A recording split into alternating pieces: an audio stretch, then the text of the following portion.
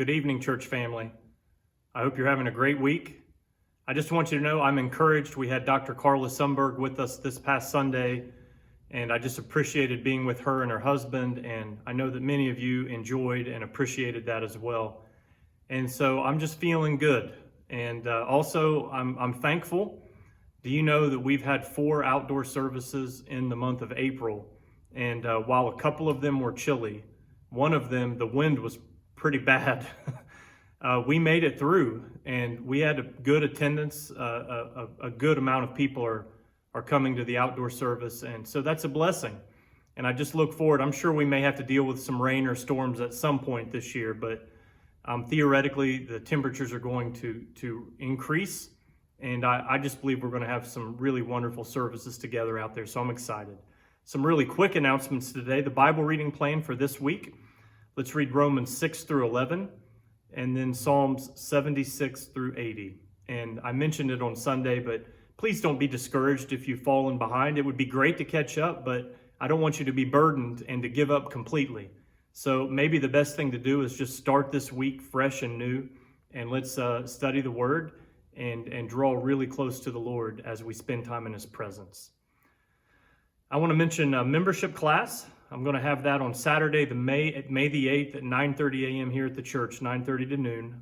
And if you are not yet a member, if you're newer to the church, if you just want to learn more about the church, more about our church and our vision and our plans, but also the global Nazarene church and all that the Lord is doing through it, we'd love to have you come and be a part of that. Please email me at hilliardnaz@gmail.com, hilliardnaz@gmail.com. And I'd love to have you with me that day. The following Saturday, we're having a church work day. Everyone is welcome. We'd love to get a great group of people out here. The weeds are starting to come up, and so we just need to get into all of our beds and get the weeds removed, and then we'll spray them and kind of kill them from that point on. There's also beds that just need attention. They need to. We want to do some good things to make some improvements. So there'll be plenty of outdoor work, and after being isolated over the past year, I think it'll be good just to gather together and do some work. We've also got some indoor things, some organizing, some different rooms, some different storage areas. The fellowship room needs some attention, and so just want to mention those things. We will have donuts and fruit, chocolate milk, and coffee here available when you get here, and that's from 9 a.m. to noon. And then I want to mention tithes and offerings as well. Thank you again for all of your generosity over the past year. You can make a donation through our website, or you can mail a check to the church. And of course, if you're here with us on Sundays, you can bring a donation with you. Church, Kurt is going to lead us in a worship song today, so let me have a prayer. Lord, it is good to be with our church family, and Lord, I'm just thankful. I'm thankful for our church. I'm thankful for a great Sunday with our general superintendent. I'm thankful, Lord, that ever since Easter, our attendance has been up considerably. I'm thankful that the outdoor service, that the weather was good enough for us to meet out there. And Lord, I just know you have some great things in store for us. Lord, I'm thankful for some new folks that you've brought to the church, and we just want to love on them and help them find a place with us as well. And so, Father, we are here today, and we're eager to learn and study, and we also want to lift a song of praise to you. So receive our prayer and hear our song, we pray. In the name of Jesus, amen. Well, thank you for joining us this evening.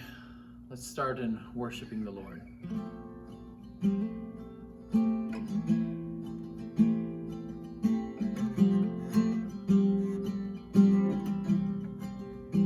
Give me Jesus.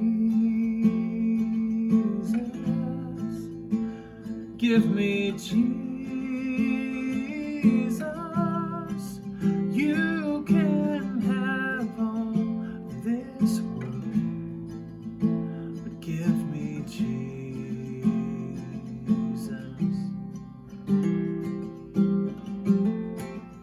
Oh, my soul delights in the Lord.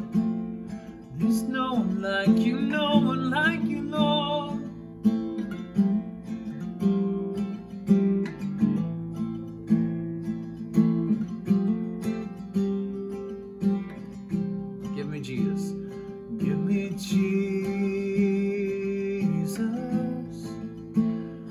Give me Jesus.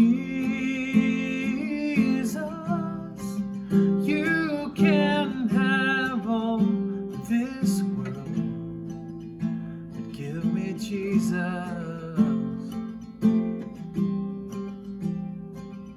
Oh, yeah.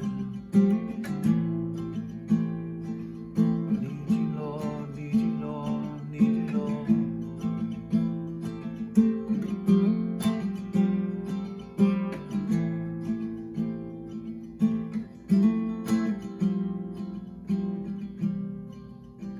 Give me the one my soul delights in. Give me the one in whom my hope is securely found. Give me the one my soul delights in. Give me the one in whom my hope is securely found. Give me the one my soul delights in. Give me the one in whom my hope is securely found. Give me the one my soul delights in, yes. Give me the one in whom my hope is securely, securely found. Securely found. Securely found.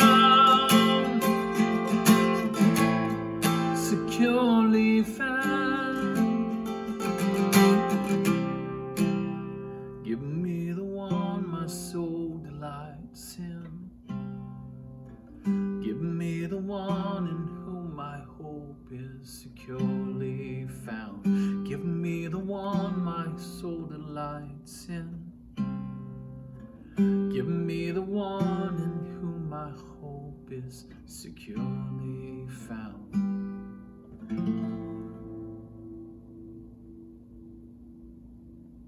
It's you, Jesus. You, the author of life. We are so grateful, Father, for what you've done for us. And Father, may we not hide this treasure in jars of clay.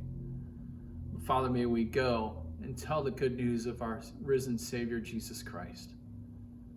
How you are with us, how you are for us. We delight in you. You are the good news. You are the goodness of the gospel, and we love you.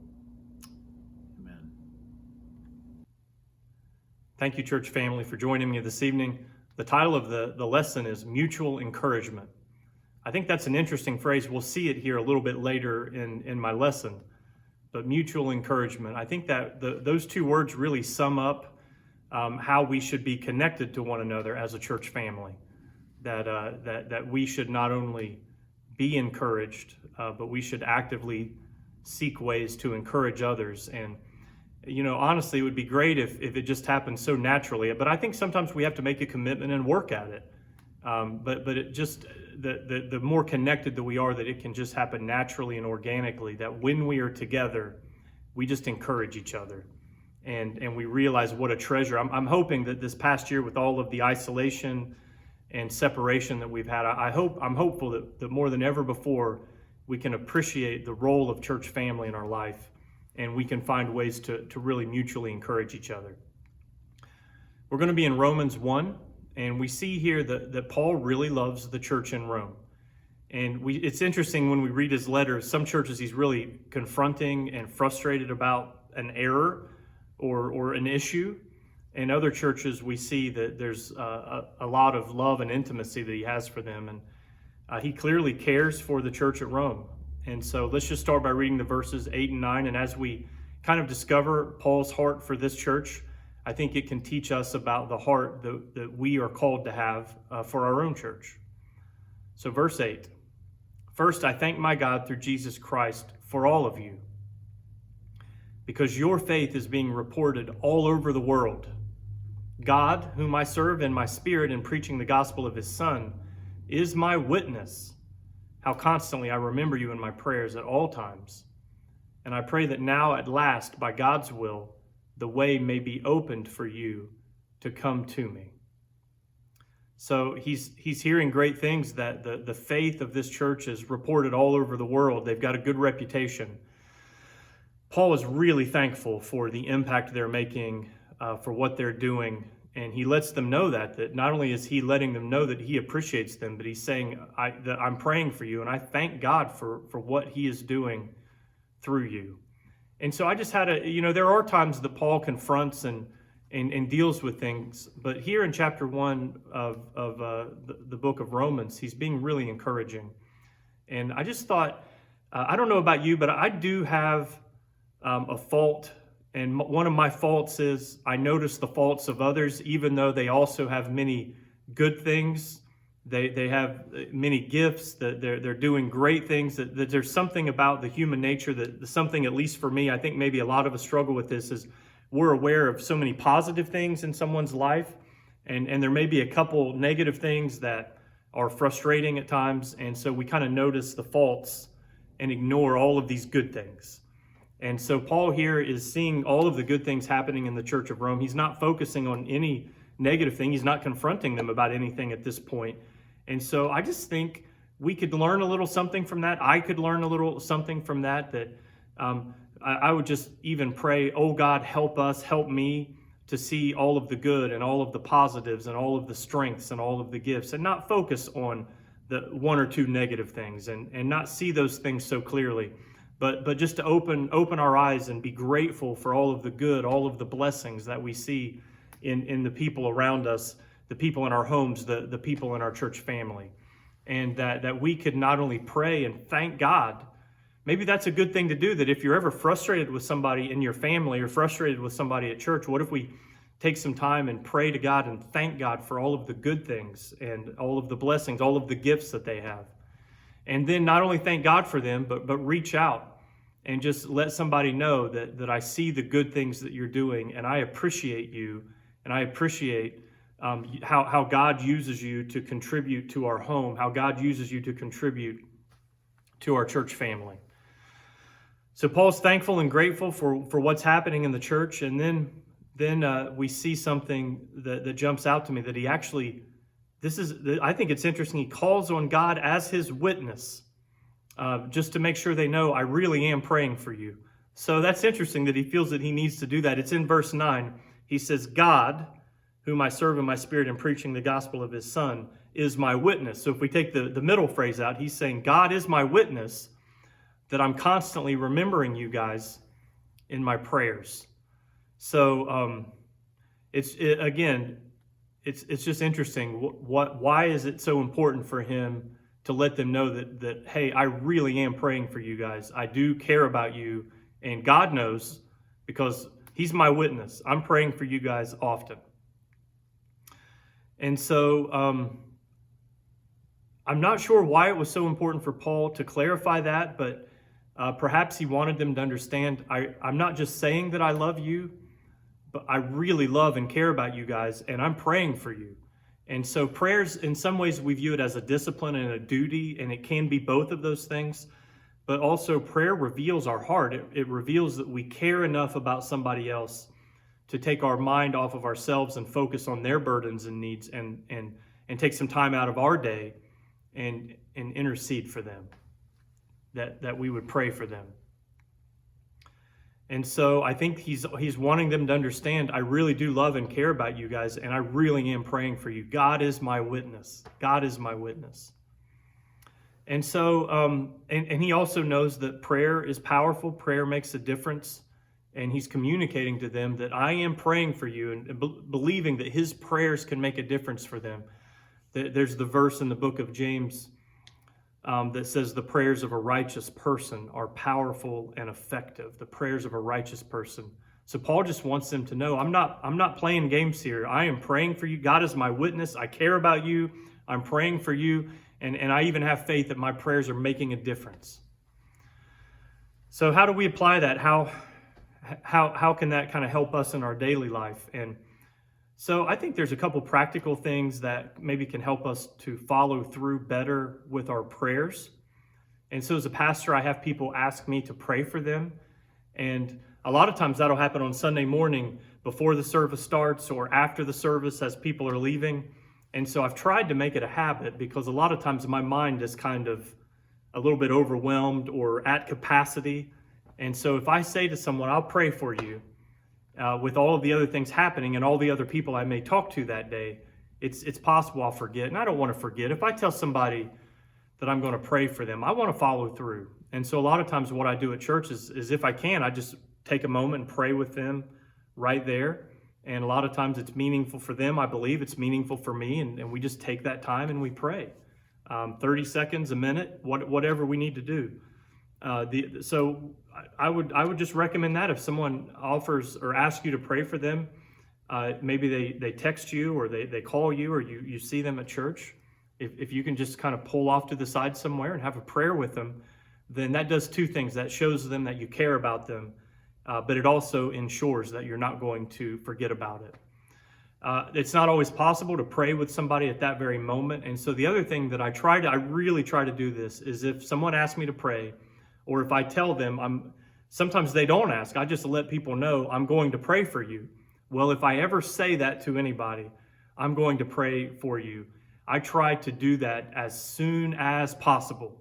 Again, because it's easy that our minds can kind of drift off, and before we know it, we're on to the next thing, and a day becomes a week and we haven't prayed. And so those are just some recommendations that I have. But we see that for Paul, it was not only important to him that he prayed for the church, but he wanted them to know it, because it spoke to them. It showed them that he loved them and he cared for them. And he also believed that his prayers could make a difference. Friends, when we pray for each other, I believe that prayer can make a great difference in our lives and for the people that we're praying for. Again, that verse in James, the prayers of a righteous person are powerful and effective. So let's look now at the next verses, 11 through 13. Let me read those to you this evening. So Paul says, I long to see you so that I may impart to you some spiritual gift to make you strong. That is, that you and I may be mutually encouraged. There's that word. We'll come back to it a little later. That is, that you and I may be mutually encouraged by each other's faith.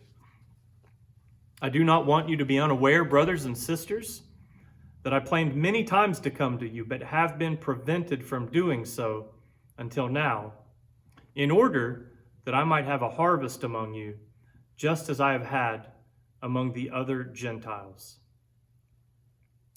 So again, I think we see Paul's heart for the church here, and I think that we see his heart not only for the church at Rome, but for other churches, that this is the love that he had for his churches. Some of the phrases there, I long to see you. If we went back to the verses that I read at the beginning of the teaching, he says that he prays that the way may be opened for him to come and be with him. In other words, I haven't been able to come and be with you for a while, but I want to, because I love you so much. I long for you. I care about you so much that I have not been able to come visit. There was obviously a lot of important work that Paul was involved in. I haven't been able to come and visit, but I want you to know I really want to be with you because I care about you.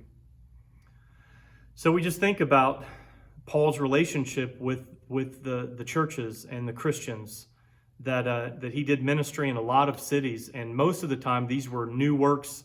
These were church plants that he began, that he started. Again, he would go into the city, he would preach in the synagogue until he got kicked out, and then he would preach out in the town wherever he could, and bring as many people to faith in Jesus as he could. And once that was accomplished, they had a church. They established a church. So he did ministry in a lot of cities, led many of people to Jesus. And but then he would travel on he would either get run out of town because of persecution, or eventually the Lord would tell him it's time to go to the next town. And so he would leave these churches, but he would leave his heart behind. And so now he's separated from these some of them new believers, new churches, people that he loved and cared for, knowing that some of them are hurting, some of them are in poverty, some of them are facing persecution.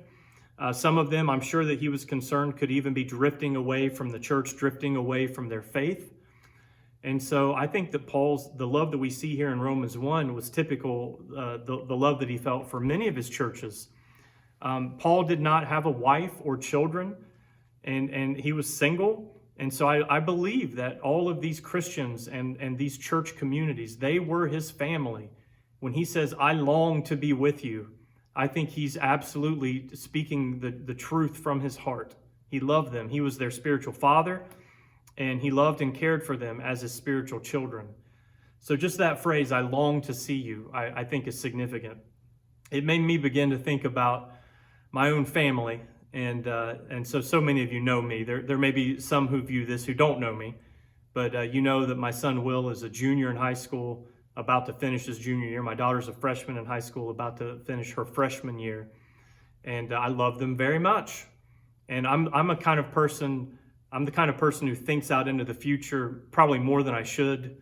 But I know that it won't be long before my son is gone, and it won't be much longer beyond that when my daughter is no longer in our home. And even anticipating that, it causes me heartache. And so I know that there will be a day, even though this is good and right, of course, it's good that our children grow and develop, and that God has plans and a purpose for them. And so it's good for them to make those transitions and move forward with their life. But even as I think about that, my heart aches a little bit, and I know there will be a day when Jenny and I are longing to see our children, longing to be with them. And so I think many of you have experienced something similar to that, and that's what was happening in Paul's heart because he loved his church family so much.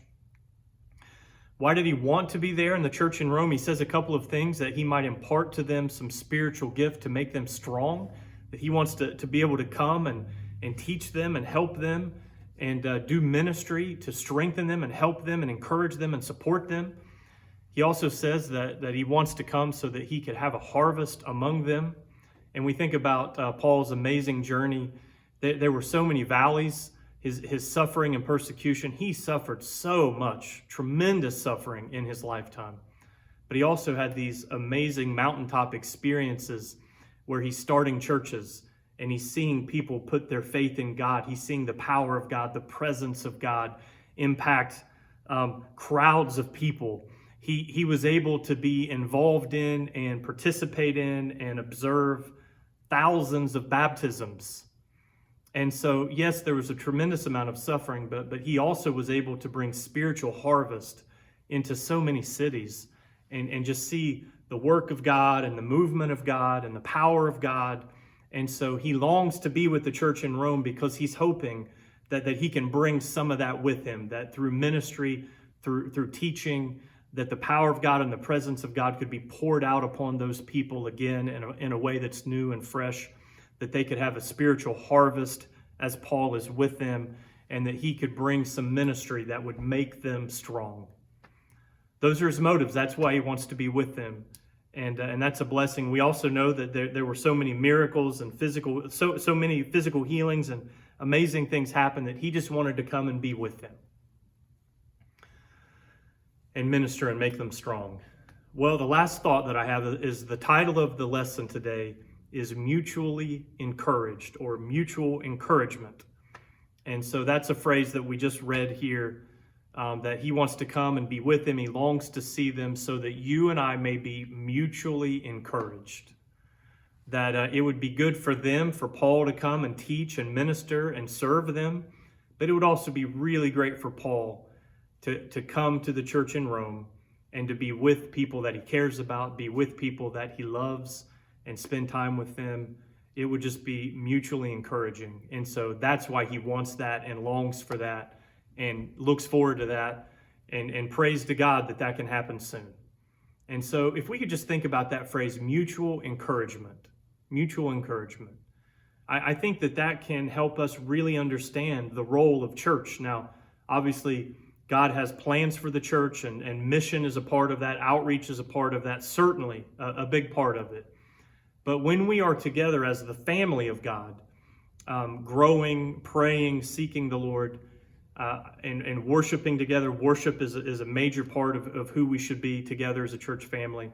But I think the phrase mutual encouragement is a beautiful phrase, that when we come and gather together as a church family, whether it's on Sunday for worship or we gather in a small group, the hope is, the goal should always be that when we leave that gathering, that we have been encouraged and that we have encouraged others.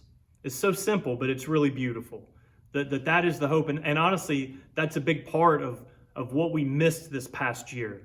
And so I think that when we think about 2021 and the years that come, that I want us to always remember how difficult it was to be isolated and separated.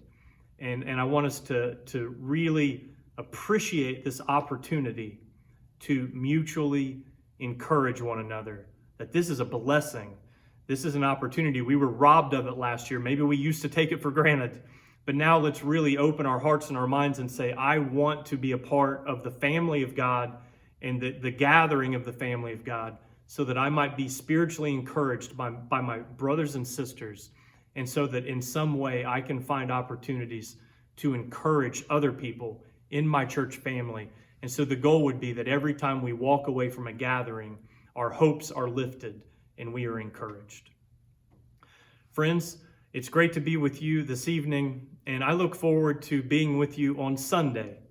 And I just invite you, we would love to have you come and worship on Sunday. But when we gather, in the coming months when we gather, let's keep that thought in mind, that we could mutually encourage one another. God bless you. Let me pray.